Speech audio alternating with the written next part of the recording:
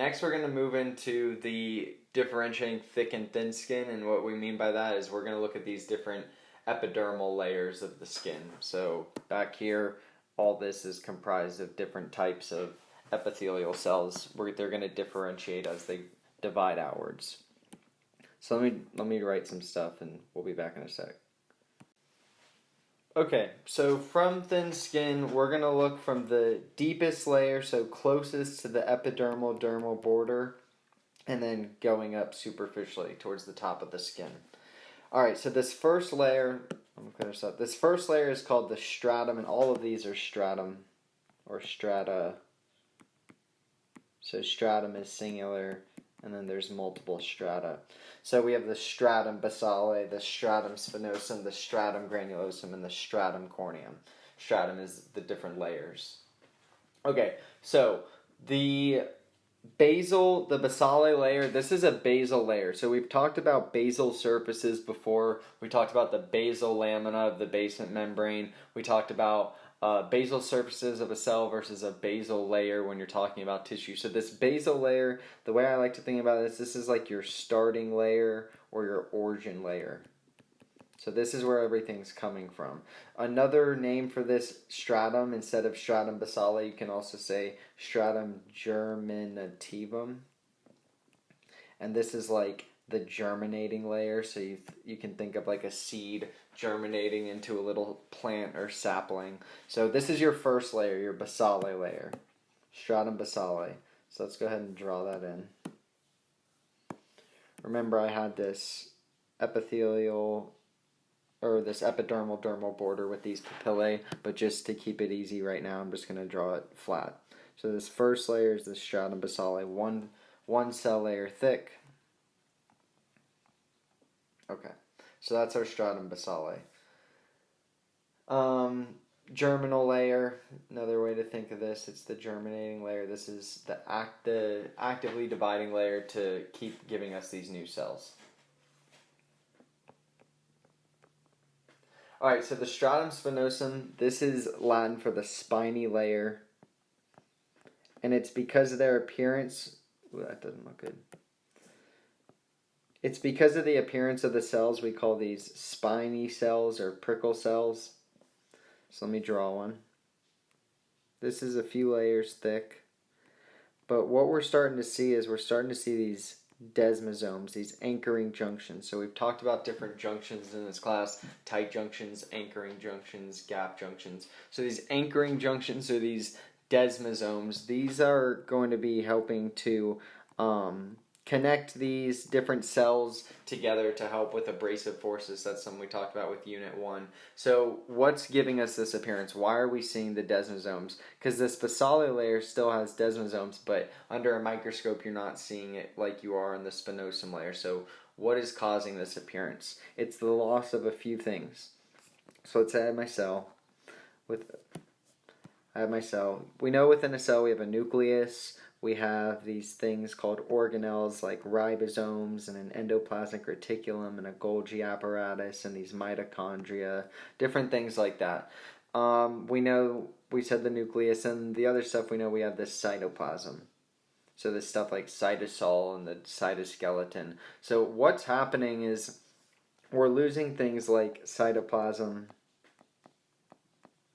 these different organelles that we talked about, and the nucleus.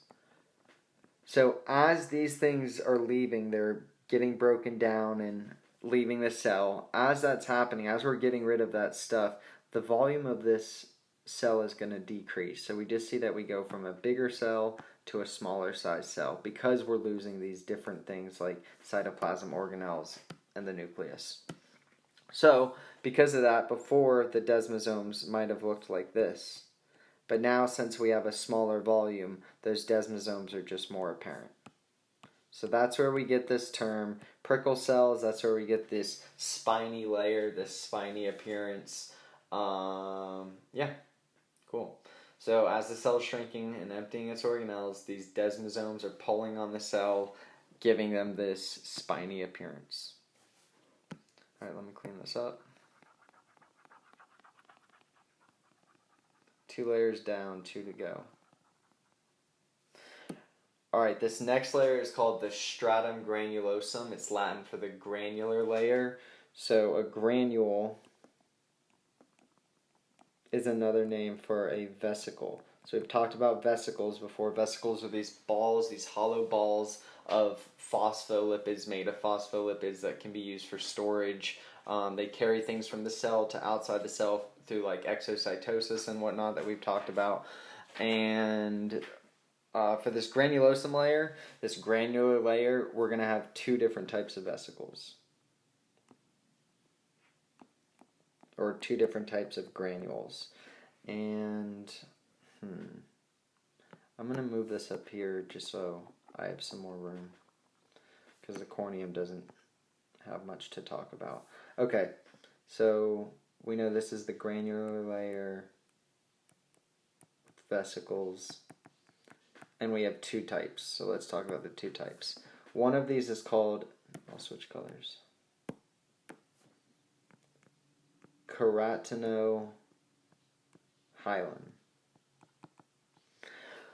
So we've talked about this cutaneous membrane before, and we're talking about this stratified squamous epithelium with this keratin in it. So this keratohyalin, this is producing that protein keratin.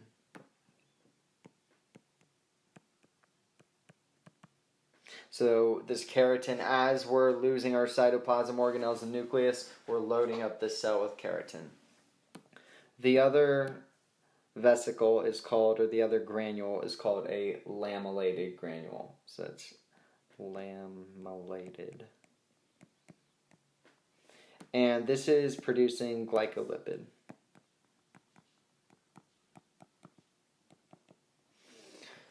Very briefly, just a quick recap. We know that lipids are non-polar, and that means that they're hydrophobic. We know that water is polar, and it's hydrophilic, right? Because this is water-loving or water-seeking, so it makes sense that it's seeking itself. But the point is that these do not mix very well. So if I have this, let me draw some layers.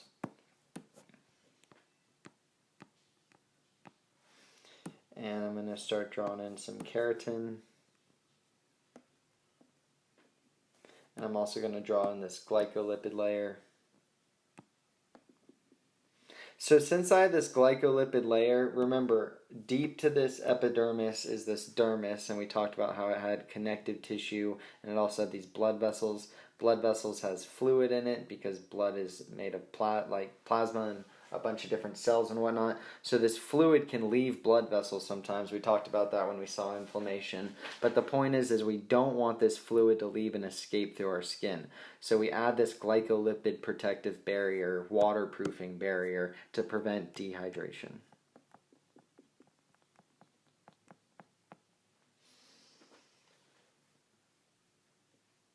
All cells need water to stay alive. So things need to be dissolved in solution. Water's our universal solvent for cells, so things are dissolved in solution within the cell to make it work. Cool. I think that's it for this. And then the stratum corneum. So this is the corn layer, or the corny layer. And this is 20 to 30 layers of just dead skin cells. This is the last, the granulosum, this is the last of the living cells. So after that, then we just get these 20 to 30 layers thick of these flat squamous, stratified squamous, keratinized cells that's just offering protection. So let's do a quick recap. This basale, this origin layer, this germinal layer, so the stratum basale, the stratum germanitivum. It's a single layer, it's this actively dividing layer that's going to give rise to all these other layers. Next, we have a few layers of this stratum spinosum. It means the spiny layer. We're going to see these spiny cells or these prickle cells. As we keep dividing upwards, we're getting the loss of the cytoplasm organelles and nucleus, and we're getting it filled with keratin and whatnot. So as the cytoplasm organelles and nucleus leaves, we're getting the appearance of these desmosomes, these anchoring junctions that are connecting the different cells together. Above that, superficial of that, we're going to get to the stratum granulosum. This is the last layer of living cells. and it's going to have these granules or vesicles. So the granulosum, it stands for the granular layer, and these granules or vesicles, these balls of phospholipids, they're going to have two different types in these layers, and that's the keratohyalin. So that's going to give us our keratin, our protective protein, and then we're going to have these lamellated vesicles, and that's going to give us our glycolipid, which is offering protection from our dehydration. And then finally, we're going to have the stratum corneum. That's this dead layers of 20 to 30 layers thick of just dead keratinized squamous epithelium. And that's just offering us protection. So comparing that to the thick layers, we still have our basale, we still have those layers of spinosum, the layers of granulosum. Then we get this lucidum. So this lucidum, this stands for the clear layer. And superficial to the granulosum, and it's just offering increased protection. Where are we going to find thick skin? You'll find it on the soles of your feet and the palms of your hand.